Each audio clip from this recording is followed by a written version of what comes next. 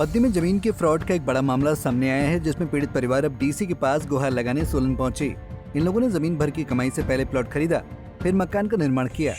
मजेदार बात यह है कि बद्दी तहसील में इसकी बाकायदा में रजिस्ट्री भी हुई और इंतकाल भी हुआ। लेकिन अब पता चला कि जिस बिल्डर से प्लॉट खरीदे गए उसने धारा 118 की अनुमति ही नहीं ली थी। हैरानी की बात है कि फिर रजिस्ट्री कैसे हुई। क्षेत्र में प्लॉट लेकर आशियाना बनाने वाले करीब 70 लोगों के साथ धोखाधड़ी का मामला सामने आया है।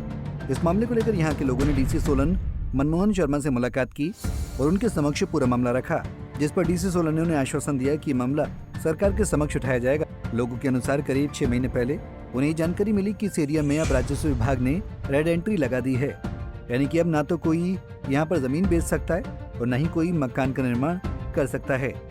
लोगों ने शासन और प्रशासन से गुहार लगाई है कि उनके साथ इंसाफ किया जाए। Present H1 residential society Baddi मोट। तो सर हमने 2019-20 के आसपास हमारे सब लोगों की रजिस्ट्री हुई है, ठीक है जी।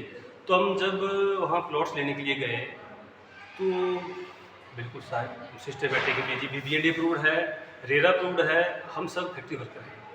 तो बोले BBND रेरा हमारे लिए बहुत बड़ा नाम है कि BBND अप्रूव्ड है, रेरा अप्रूव्ड है, कुछ रजिस्ट्री दिखाई कि रजिस्ट्री हो रखी है। तो हमने भी सर सब तिनका जोड़ के पैसा इकट्ठा किया और हमने प्लॉट्स ले लिए। तो वहाँ 70 प्लॉट्स हैं, तो सबके 70 रजिस्ट्री हुई हैं। कुछ एक प्लॉट तो मेरे 2-3 तरह भी बार रजिस्ट्री हुए। तो उसके बाद हमने BBND से काम स्टार्ट करने की परमिशन ली और घर बढ़ा के हमने कंप्लीशन सर्टिफिकेट भी लिए। तो अभी हमें आई थिंक 6-8 महीने पहले पता लगा कि जी इस पर तो रेड लाइन मार्क होगी। तो हम बेबाकी कि सर रेड लाइन क्यों होगी। तहसीलदार ने हमारी रजिस्ट्री की और कानूनगो ने हमारा इंतकाल किया। बैंक ने हमारा 30 साल का डाटा कैंसिल करके हमें लोन दिया। रजिस्ट्री आपकी तहसील में हुई जब आपने बिल्कुल रजिस्ट्री। और उसके बाद हमें लोन भी मिला।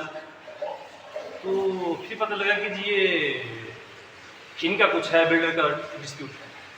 सर हम सब ये जानना चाह रहे हैं कि मान लो हमें तो अनजान है, हमें नहीं पता, तो रेवेन्यू डिपार्टमेंट कहाँ था। तहसीलदार साहब ने रजिस्ट्री की, सर वो तो जानकार आदमी है ना, तो HAS होंगे वटेवर जो भी है, तो उनको तो पता होना चाहिए ना, ये गलत हो रहा है। चलो रजिस्ट्री होगी। उस वक्त की जमाबंदी लगी होगी जब रजिस्ट्री करवाई होगी, तो उसमें किसी प्रकार का होना था। ओके। उसके बाद बोले जी इंतकाल भी हो गया। अच्छा जी।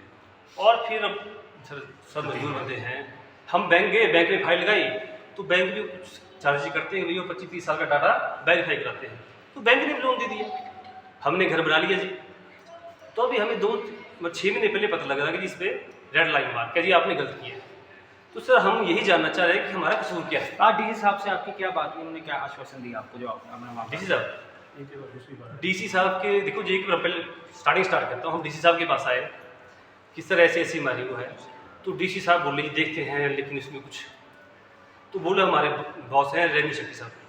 तब रेवेन्यू सेक्रेटरी साहब से मिलिए, तो हम रेवेन्यू साहब के सेक्रेटरी साहब मिले वहाँ जाके। तो उनको भी हमने हाथ जोड़ के विनती की कि साहब हमारा कहीं कोई गलती नहीं है, तो हमारे को इस मैटर से निकालिए। तो उसके बाद हम सेम डे हमने CM साहब से अपॉइंटमेंट ली, हम CM साहब से मिले। तो CM साहब ने हमें आश्वासन दिया कि भैया हम इस पर इन्वेस्टिगेशन कराएंगे और थोड़ा सा हम इस पर बोलेंगे। तो हमें लास्ट टाइम बात हुई हमारी CM ऑफिस में, उन्होंने कहा जी हमने DC साहब लिख के दिया है, आए के बाद DC साहब से मिलिए। तो उसके बाद फिर हम लास्ट वीक आए तो DC साहब मिले नहीं यहाँ पे। तो हमने कल फिर अपॉइंटमेंट ली और हम कल फिर अभी आज फिर DC साहब से मिले। तो DC साहब ने बोला जी ये सरकार के एंड पे मैटर है, तो ये आप 1 महीने का टाइम दो हमारे को, 1 महीने बाद दोबारा बुलाएंगे। अच्छा जी। तो सर सरकार से हम यही जानना चाह रहे हैं या रेवेन्यू पर यही जानना चाह रहे हैं कि सर हम तो सब हिमाचली हैं, सब एग्रीकल्चरिस्ट है, सबके सर्टिफिकेट साथ लगे। मान लो कि सिस्टम का फेलियर है तो उसका सर कसूर, उसका सजा हमें क्यों मिल रही है, जनता क्यों परेशान है। भैया उनको पकड़ो ना जो जिन्होंने। तो आपने वे जो प्लॉट लिए थे वो वहाँ के स्थानीय निवासी से लिए हैं या फिर कोई बिल्डर से लिए? बिल्डर ने तैयार किया। सर एक आम आदमी क्या देखता है, आम आदमी यही देखता है कि रजिस्ट्रियाँ हो रही हैं, ततीमें कट रहे हैं जी, नक्शा अप्रूव्ड है BBND है, ठीक है, रेरा इन्वॉल्व है, तो रेरा जो है वो एक किस्म का कंज्यूमर के हित के लिए है। अच्छा जी, ठीक है, आम आदमी वही सब देखता है। जब हमने ये सब चीज़ें वहाँ देखी तो मेरे को ऐसा लगा कि नहीं कॉलोनी अप्रूव्ड है, हम लोगों को यहाँ पे इन्वेस्ट करके फ़ायदा है। हमने पूरी अपनी जमा पूंजी वहाँ पर लगा दी। ज़मीन कई भैया ने ज़मीनें बेच के करवाया हुआ है, कई भैया ने लोन लिए हुए हैं, बैंक की किस्तें जा रही हैं उनकी। उसके बाद इनका ही पटवारी, ठीक है, तहसीलदार सब रेवेन्यू डिपार्टमेंट के अंडर आते हैं, उन्होंने ही रजिस्ट्रियाँ करी प्रॉपर तरीके से। अगर ऐसा कोई फेलियर था, ऐसा कोई था कि उनको कि इलीगल हो रहा है, तो उस टाइम पर नहीं, तो प्रशासन की ओर से क्या बताया गया है कि बिल्डर ने 118 की परमिशन नहीं ली है? प्रशासन की तरफ से अभी हमारे को डीसी साहब ने एक्सप्लेन ये किया कि बीबीएडी और उनकी जो आवासीय कॉलोनी है, जी। उसमें आवासीय कॉलोनी के अंदर उनके प्लॉट और फ्लैट दोनों आते हैं, वो उनकी परिभाषा है। लेकिन जो रेवेन्यू सेक्रेटरी की परिभाषा है उसमें सिर्फ ओनली फ्लैट आते हैं। फ्लैट तो वो डिस्प्यूट इनके बीच में आपस में चल रहा है। आवासीय कॉलोनी के अंदर उन्होंने कंसीडर करे हैं प्लॉट और फ्लैट दोनों, और ये बोल रहे हैं कि हमारी परिभाषा में सिर्फ उसको फ्लैट के लिए परमिशन है। तो ये उनका अपने मतलब इंडिविजुअल कि प्लॉट नहीं बेच सकते हो? नहीं, इनके हिसाब से वो अच्छा, प्लॉट नहीं बेच सकते, ठीक है।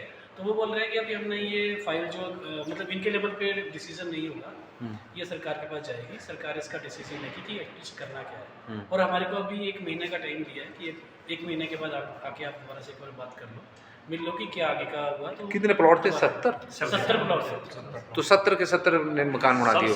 जी इवन 45 सारे जो हैं 45 के आसपास कंस्ट्रक्शन हो चुकी है। पंजाब केसरी टीवी के लिए सोलन से नरेश पाल की रिपोर्ट।